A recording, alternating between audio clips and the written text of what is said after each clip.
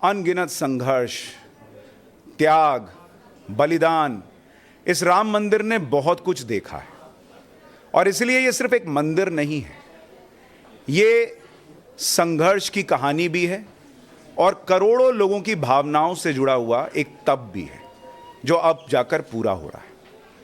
ये जो पूरी प्रक्रिया रही है, आज उसको याद करने के लिए, प्रभु श्री राम को और बेहतर ढंग से समझने के लिए, इस मंदिर के महत्व को और बेहतर ढंग से समझाने के लिए हमारे साथ साध्वी ऋतंबरा मौजूद हैं। बहुत बहुत स्वागत दीदी आपका।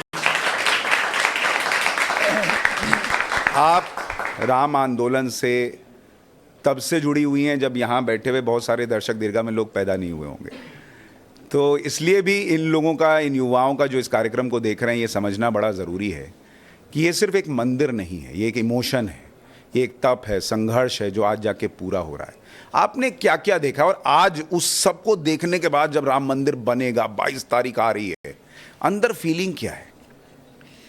सुशांत जी, आपने सही कहा कि ये सामान्य मंदिर नहीं है, हम भारतीयों की उत्कट इच्छा शक्ति का प्रतीक है।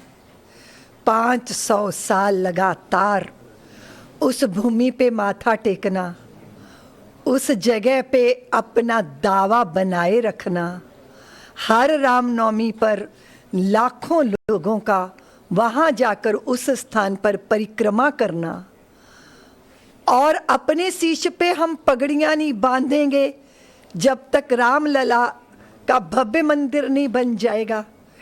इन शपथों के साथ स्त्रियों ने अपने बाल खोल लिए कि हम चोटी नहीं बांधेंगे, किसी ने कहा हम मौन रहेंगे, किसी ने कहा हम अन्न का त्याग कर रहे हैं, किसी ने कहा हम पैरों में पनही जूतियां नहीं पहनेंगे, किसी ने कहा हमारे पास धन है हम दे देंगे, किसी ने कहा हमारे पास तन इस योग्य नहीं है कि हम दे सकें पर मन दे देंगे, पर बहुत तरुणों ने कहा हम अपनी तरुणाइयां दे देंगे, अपना शरीर दे देंगे।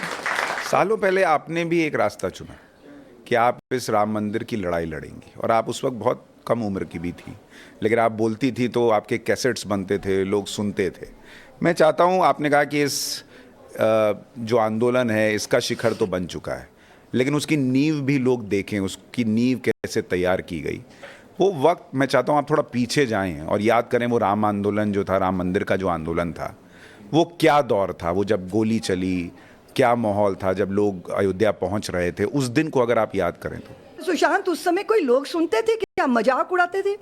ये जो दुकान के शटर गिर जाते थे, उसकी 1 फुट की देहली पे खड़े होके हम जय श्री राम के कंकर कंकर शंकर, इसका प्राण प्राण में गीता है, जीवन की धड़कन रामायण पग पग पर बनी पुनीता है, यदि राम नहीं है श्वासों में तो जीवन का घट रीता है, नर नार श्री पुरुषोत्तम का हम मंदिर भव्य बनाएंगे, सौगंध राम की खाते हैं हम मंदिर वहीं बनाएंगे, इस भाव के साथ। और आप सोचो सुशांत, ना तो कोई साधन थे, ना कोई गाड़ियां थी, मोबाइल फोन तक नहीं होते थे, और लोग मजाक उड़ाते थे, तमाशबीन इकट्ठे हो जाते थे। उन सारी परिस्थितियों के बीच में वो प्रारंभ ऐसे था सुशांत, जैसे गंगोत्री से निकली गंगा, छोटी सी धार, और फिर बाद में धाराएं मिलती चली गई, मिलती, और ऐसा विराट रूप पूरा भारत जनमेदनी बन गया। और जब जनता जनमेदनी बनती है ना सुशांत जी, आप भी जानते हो, तो वो जनार्दन बन जाती है, जनता जनार्दन बन गई। और फिर ये आंदोलन एक संस्था का नहीं रह गया, ये जन आंदोलन बन गया। और आप सोचो सुशांत जी, मैं बहुत साल पहले एक बहुत ही निबड़ गवई गांव में, बनवासी क्षेत्र में, एक सेठ जी को मैं ले गई दिल्ली से, सोचा वहाँ जाके कुछ कुआं बाबड़ी, कुछ सड़क बीथी, कुछ तो व्यवस्था करवाऊंगी, इनके पास धन है तो इनको जाके उनसे मिलाऊंगी। सबको मैंने इकट्ठा किया, सब मुस्कुरा मुस्कुरा के देख रहे हैं। तो मैंने कहा, तुम देवियां तो इतनी दूर से पानी का घड़े भरकर लाती हो, तो कितना तुम्हें कष्ट होता होगा। वो खिलखिला के हंस गई, बोले इसमें भी कोई कष्ट है? अरे मैंने कहा ये इतने बड़े सेठ आए हैं, इनसे कुछ तो अपनी समस्या बताओ। सुशांत जी, एक बूढ़ी जर्जर काया, चेहरे पे झुर्रियां। वो माँ खड़ी हुई, बोले दीदी माँ सेठ जी को लाइयो तो इन्हें कह दो कि हमारे गांव में राम जी के मंदिर का छप्पर टूट गया है, ये उसकी छत की व्यवस्था कर दे। सोचिए, तन पे वस्त्र नहीं है, पूरा भोजन नहीं है, शरीर को पोषण नहीं है, पर मन क्या मांग रहा है, राम जी के लिए कुछ हो जाए तो हम धन्य हो जाएंगे। ये भारत। अच्छा, लेकिन आपने भी तो बहुत कष्ट सहा। मैं देख रहा था आप पे 35 FIR हो गई, आपको भागना पड़ा, छुप कर रहना पड़ा। वो क्या दौर था? वो सब ये राम जन्मभूमि का, जब वो आप जिस कैसेट की बात कर रहे थे, ये जगाधरी में मेरा भाषण हुआ, किसी ने उसको रिकॉर्ड कर लिया, और वो जो अगर उसका सुशांत जी रिकॉर्ड बनता तो वो वर्ल्ड रिकॉर्ड बनता। वो कैसेट इतनी कॉपी हो के वो जगह जगह जा रही थी, और वो गाड़ियाँ भर भर के वो कैसेट जाती थी सुशांत जी। और जब कैसेट खत्म हो जाती थी, लोग गुस्से के मारे गाड़ी के ड्राइवर को ही पीट डालते थे कि हमें क्यों नहीं प्राप्त हुई वो। तो उस पे जब प्रतिबंध लगा, मेरी उस भाषण पे प्रतिबंध लगा, फिर मेरे पे प्रतिबंध लगा कि मैं उत्तर प्रदेश में नहीं आ सकती, फलाने स्टेट में नहीं आ सकती, और वहाँ सभाएं होती थी, तो मुझे लगता था कि, और जनता को लगता था रितंबर आएगी, मुझे लगता था मैं चाहे भेष बदलूं, चाहे कुछ भी करूं। और पता है सुशांत, हमको ललितपुर में घेर लिया पुलिस ने। मैंने उस घर के स्त्री की साड़ी पहनी, उसका 1 साल का बच्चा गोदी उठाया, घूंघट निकाल के 1 किलोमीटर में बच्चा उठा के पैदल चली। पुलिस शाम तक उस घर को घेरे रही, और मैं अगली सभाएं कर रही हूँ। उस बच्चे को वापस भेजा। इस तरह करके ये पुखराया हम पहुँचे। मैंने हरे रंग का सूट पहना था बचने के लिए पुलिस से, और लेकिन वहाँ जनता मेरी प्रतीक्षा कर रही थी। कार्यकर्ताओं ने कहा कि यहाँ जनता बैठी है, तो एक कार्यकर्ता सुशांत दौड़ के गए, 5-6 राम नामी चादरें लेकर आए। मैंने वो अपने प्रिंटेड कपड़ों के ऊपर ही पूरी राम नामी चादरें लपेट ली, कमर में बांध ली, इधर बांध ली, सिर पे पगड़ी बांध के जनता में। मतलब मुझे लगता था कि रात के 12-1 बजे भी सभाएं करते करते मैं पहुंची सुशांत काशी। मैं रात के 1 बजे अपने बिस्तर पे लेटी हूँ, बाहर लड़ने की आवाज़ आ रही है। मैं पूछ रही हूँ कि बाहर झगड़ा क्या हो रहा है, तो पता चल रहा है कि 25 किलोमीटर दूर 80,000 लोग इंतजार कर रहे हैं, अभी वो सभा बाकी है। मैं रात के 1:30 बजे उठती हूँ सुशांत जी, सभा करके सुबह 4:30 वापस आती हूँ, 1 घंटा रुक के पुनः जागरण के लिए निकल जाती हूँ। मैंने जीवन में कभी उस दौर में बैठकर पलथी मार के भोजन नहीं किया सुशांत जी। मेरा भोजन मेरे हाथ पे गाड़ी में होता था, सारी रात 25 रातें महीने की ट्रेन में, और सारा दिन मंच और माइक, बस जागो हिंदुओं, और सरयू की ले सौगंध चढ़ो सिंहासन पर, अपमानित पंचाली काले कोप बड़ो दुस्शासन पर, एक बार कंकड़ कंकड़ को शिव शंकर हो जाने दो, नेत्र तीसरा खुल जाने दो, प्रलयंकर हो जाने दो, एक बार फिर महादेव हर बम बम हो जाने दो। इस भाव के साथ हमने कार्य किया। चुनौतियां थीं, मेरे गुरभाई को उठा के ले गए सुशांत जी, घुटने तक रुई बांधी, 15 दिन में धीरे धीरे मिट्टी का तेल डाल के जला के मार डाला। सारी रात हमारा आश्रम है मध्य प्रदेश में अंदर छतरपुर डिस्ट्रिक्ट में, सारी रात फायरिंग होती थी, मनोबल तोड़ने की कोशिशें होती थी, लेकिन मन में एक साध थी कि सुख दुख की झूठी चाह नहीं, अब जीवन मरण स्वप्न सा है, अब भला मृत्यु का डर कैसा, हम स्वयं मृत्यु को मार चले। और सबसे बड़ी बात है, मेरे गुरुदेव, हमारा मंडल, सारी उन प्रतिकूलताओं में, प्रताड़नाओं में, सुशांत जी इसी दिल्ली में हमारे गुरुदेव की गाड़ी कोई अपने घर के सामने खड़ी नहीं कर पाता था। लोग डरते थे कि पुलिस आके दबिश देगी। मैंने स्टेशनों पे रातें काटी, बस अड्डों में कंबल ओढ़ के बैठी रही भिखारियों के बीच में, खेतों में जो ट्यूबवेल होते हैं ना, छोटा सा ट्यूबवेल का कमरा बना होता है, वहां रातें काटती थी। लेकिन वो जो दौर था जब कार सेवकों पर गोली चल गई, वो तो किसी ने सोचा नहीं था कि भाई, एक तो ये दौर है, कभी कभी मुझे ये आश्चर्य लगता है कि करोड़ों हिंदुओं का देश है, प्रभु श्री राम के लिए आपको यहाँ लड़ाई लड़नी पड़ती है, आपको ये भी साबित करना पड़ता है कि हाँ प्रभु श्री राम थे, उनके होने के सबूत देने पड़ते हैं, और उसके बाद जो लोग उसके लिए आवाज़ उठाते हैं, उन पर अत्याचार जो करता है वो भी हिंदू ही है, वो कोई पुलिस वाला हो, कोई नेता हो, वो भी हिंदू ही है ज़्यादातर। तो ये अपने आप में एक विडंबना सी लगती है। लेकिन जब कार सेवकों पे गोली चली उस वक्त आपको लगा कि ये तो चरम हो गया, ये क्या देख रहे हैं हम? वो दिन याद है आपको? निश्चित रूप से मैंने वो दृश्य नहीं देखा सुशांत जी, क्योंकि जब मैंने आपको बताया कि मैं भेष बदल के जा रही थी तो मेरे को रास्ते में अरेस्ट कर लिया था। लेकिन विरक्त संतों ने देखा, मेरे गुरुदेव ने देखा, रामचंद्र परमहंस जी ने देखा, और हमने जाकर देखा कि किस तरह रक्त रंजित की गई अयोध्या। तो ये तो राजनीति का इससे विद्रूप निकृष्ट रूप हो सकता है कि एक जर्जर ढांचे को बचाने के लिए, तुष्टीकरण की राजनीति के लिए, या वोट बैंक के लिए, या सत्ता को बनाए रखने के लिए, जबकि हमारा संस्कार है कि सत्ता साध्य नहीं है, वो साधन है। उस साधन का उपयोग किसी अच्छे श्रेष्ठ साध्य के लिए किया जाता है। तो कितना दिल दुखा होगा। और आप सोचो सुशांत जी, मेरे जैसे लोग अगर वात्सल्य ग्राम की सृष्टि खड़ी करने में ना लगते तो हम तो अवसाद में थे, हम डिप्रेशन में थे। क्योंकि बहुत सारे लोग जो हमारी विचारधारा को अपनी विचारधारा कहते हैं, वो भी साथ खड़े होना पसंद नहीं करते थे, क्योंकि इस तरह की मेरी छवि बना दी गई देश के अंदर। तो आप ये देखो कि कितना कष्ट हुआ। मेरे को कष्ट क्या हुआ, आज भी कल मुझे पूर्णिमा मिली, कोठारी बंधुओं की बहन, उन्होंने क्या बोला माइक पे, बोले कि दीदी माँ ने कहा था अयोध्या आओ, इसलिए हमने अपने भाइयों को, मेरी माँ ने उनके माथे पे अपने अंगूठे के रक्त का तिलक करके भेजा था।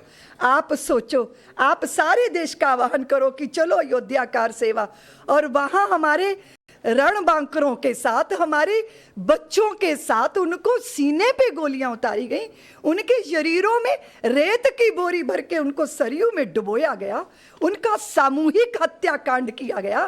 कैसा लगता होगा सुशांत जी, जिस व्यक्ति ने आह्वान किया हो और वहां ये हो जाए, तो उसके हृदय का अपराध बोध हिमालय से बड़ा होगा कि नहीं? हम उसी हिमालय जितने अपराध बोध से दबे हुए थे सुशांत जी। चित्त रोता था, आंसू जल के नहीं होते थे, खून के होते थे। लगता था इतना बड़ा कांड, कितनी सारी स्त्रियों की सिंदूर मांग जो है सिंदूर से वंचित हो गए। देवियों ने, बहनों ने अपनी रक्षा सूत्र किसके कलाइयों में बांधेंगी, माताओं ने अपनी कोख के लाल न्योछावर। लोगों के लिए ये राजनीति है। राजनीति के लिए कोई अपने आप को न्योछावर नहीं करता सुशांत जी। वो राघव के रणंजय थे, वो माधव के धनंजय थे। वो 500 साल की हमारी दुर्व्यवस्था के बीच में कुछ अच्छा हो जाए, इसके लिए अपने को आहूत कर गए। बस वो अपराध बोध हृदय के अंदर, वो ऐसी वेदना थी सुशांत जी।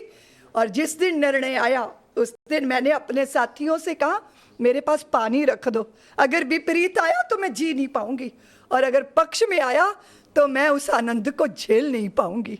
और जब वो निर्णय आया सुशांत जी, हृदय का सारा अपराध बोध लगा कि अब बलिदान सार्थक हो गया, लगा अब प्रतीक्षा सार्थक हो गई, लगा मेरे पुरखों का तप सार्थक हो गया, ये लगा कार सेवकों की जवानियां और तरुणाइयां सार्थक हो गई, क्योंकि अब हम मंदिर बना पाएंगे।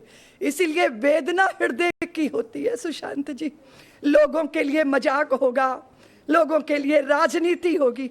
मैं कहती हूँ पक्ष विपक्ष दोनों राजनीति कर रहे होंगे, पर राम भक्तों के हृदय में कोई राजनीति नहीं है। वो अपने राम जी को सम्मानजनक जगह पे बिठाना चाहते हैं। कोई अमीर आदमी भी होता है ना सुशांत जी, वो अपना बाथरूम में भी लाखों रुपया लगा देता है, भव्य घर बना के रहता है। और मेरे राम टाट में बैठे हैं, मेरे राम पराभवी युग के प्रतीक के नीचे दमे हैं, उनकी जन्मभूमि। ये वेदना, ये पीड़ा, और उस पीड़ा ने हमें कमजोर नहीं किया सुशांत जी, बलवान बना दिया। क्योंकि जब पीड़ा हिमालय जितनी बड़ी होती है, उसी में से समाधान की गंगा निकलती है। और दूसरी बात सुशांत जी, पीड़ा, आपकी आंखों में आंसू आ गए आज भी वो बात नहीं, मैं इसलिए कह रही हूँ कि हमने इस देश की गंदी राजनीति का विद्रूप रूप देखा है। हमने देखा है कि आप भारत को जड़ से ही काट देना चाहते हो। हम किसी पेड़ की अमर बेल तो नहीं है ना। हमने किसी के लिए कभी दुराव किया हो सुशांत जी, किसी को पराया माना हो, कभी ऐसा नहीं हुआ। एक पक्ष ने कहा कि हम हिंदुओं के साथ नहीं रहेंगे, हमें तो देश का विभाजन करना है। स्वीकार किया गया ना, नहीं तो कौन सी संतान है जिसको अपने माँ की भुजा काटना पसंद हो। क्योंकि हम तो भारत भूमि को मिट्टी का टुकड़ा नहीं मानते, हम तो वो मेरी जगदम्बा है, चिन्मयी सत्ता है वो हमारी। लेकिन हमने ये भी स्वीकार कर लिया, लेकिन सब्र की भी सीमा होती है। वो जब नहीं समझा गया, और आपने सही कहा सुशांत जी, हम परायों से अपमानित नहीं है। वो घर के चिराग घर को जब आग लगाते हैं तब बुरा लगता है। राम के होने का प्रमाण मांगते हैं तो अच्छा नहीं लगता।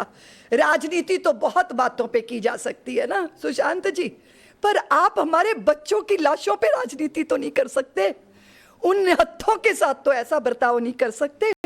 पर ये है, ये होगा, लेकिन उसके पीछे एक ही चीज है सुशांत जी, मैं आज भी समाज को कहती हूँ कि एक साथ मुट्ठी से बंधना, अपने लक्ष्य के प्रति सन्नद्ध रहना।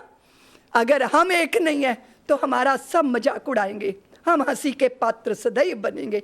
इसलिए समाज को तय करना है, हमें अपमान झेलने हैं या हमें इज्जत के साथ, सम्मान के साथ इस देश में जीना है। एक व्यक्ति जो इस आंदोलन में बहुत बड़ा फेस रहे, और ये बड़ा अफसोसजनक है कि वो इस पल को नहीं देख पाएंगे, शायद ऊपर से देखेंगे, अटल बिहारी वाजपेयी। वो नहीं है आज, लेकिन जब आप उस आंदोलन को देखती हैं, वाजपेयी जी, आडवाणी जी और नरेंद्र मोदी, इनकी क्या भूमिका उस आंदोलन में थी? उन्होंने निर्णय किया कि हम जो है विश्व हिंदू परिषद के जो आंदोलन है, मार्गदर्शक मंडल के संतों ने जो निर्णय किया है राम जन्मभूमि मुक्ति का, तो हम इसको समर्थन देते हैं।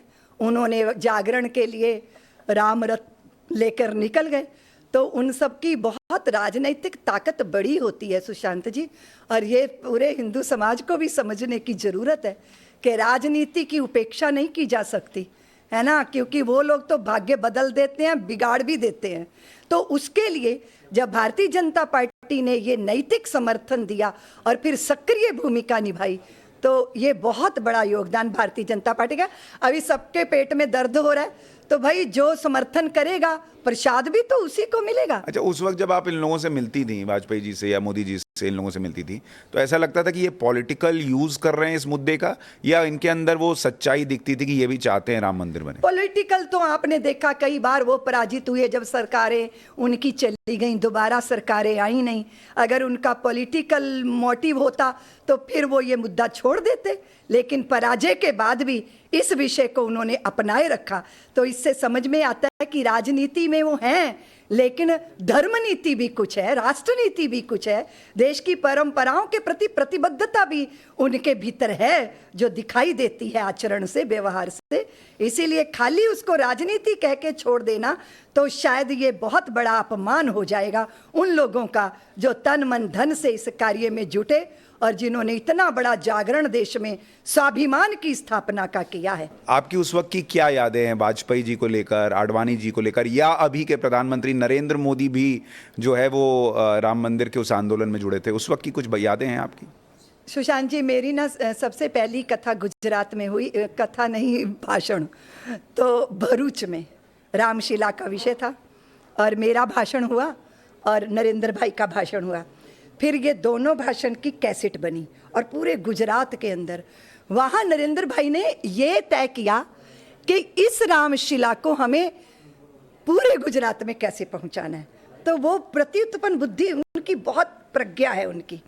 तो उन्होंने देखा कि भरूच में, सूरत में जितनी भी ट्रेन अहमदाबाद से पूरे गुजरात में जिस दिशा में जाएंगी, ये सारी रेलगाड़ियों में हमारे कार्यकर्ता बैठेंगे और अलग अलग जगह पे रामशिलाएं पहुंचेंगी।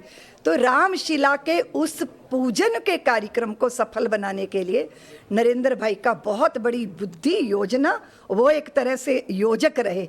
और वो पहला हमारा भाषण और नरेंद्र भाई का भाषण भरूच का, मेरी वो पहली सभा थी, क्योंकि राम साल रहा होगा आपको? सुशांत, हमसे बिल्कुल मत पूछना, ना तारीख ना साल, मेरा गणित बहुत खराब है, लेकिन कुछ बातें ऐसी हैं। अच्छा, उस दिन आप पहली बार नरेंद्र भाई से मिल रही थी? नहीं, हम तो उनसे बहुत पहले मिल चुके।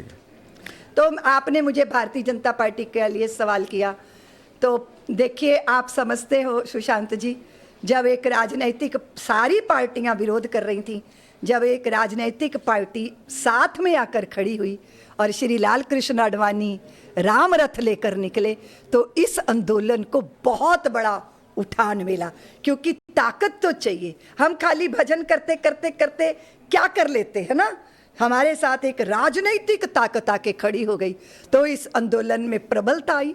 कई बार हम कहते हैं कि सब कुछ नियति है, तय है।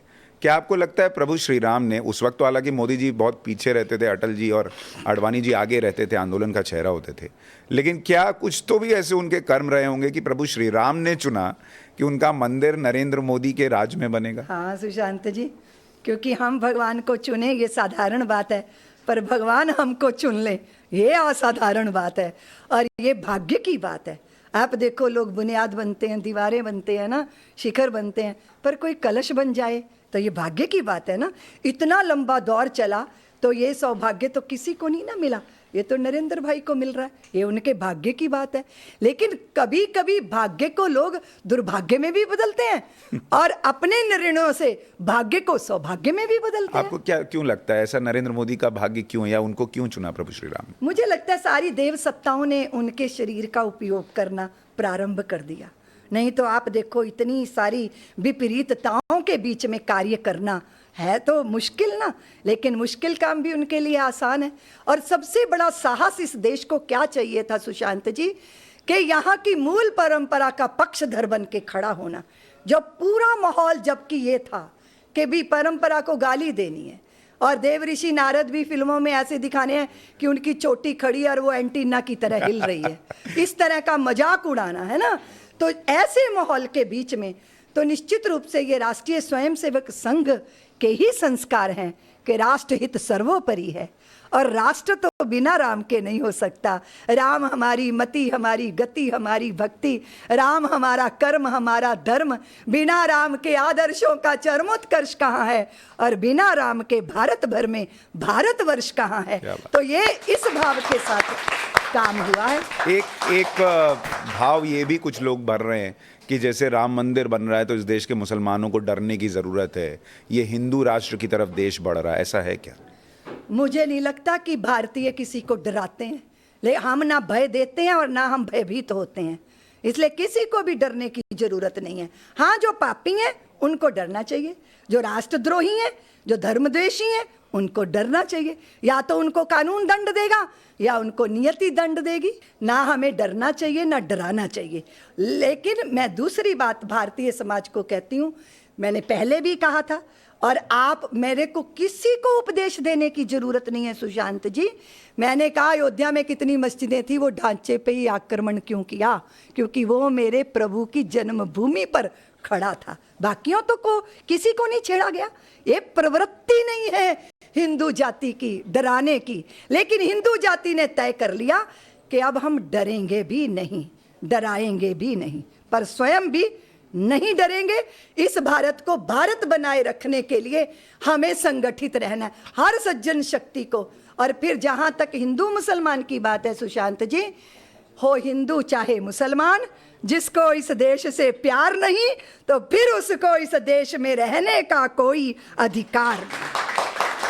मुझे लगता है बहुत सारे लोगों को आज जब हम राम मंदिर की चर्चा कर रहे हैं तो ये बातें याद करके, और कई लोगों को तो पता ही नहीं है तो उनको सत्य भी पता चलेगा कि ये 22 तारीख को जो मंदिर निर्माण हो रहा है, प्राण प्रतिष्ठा हो रही है, उसके पीछे करोड़ों लोगों की, लाखों लोगों की जो मेहनत है, उनकी तपस्या है, वो आज जो है वो एक स्वरूप ले रही है। लेकिन प्रभु श्री राम हमेशा से थे और आप कह रही हैं हमेशा से रहेंगे, देश का भला होगा। बहुत बहुत शुक्रिया हमारे साथ इस कार्यक्रम में जुड़ने के लिए।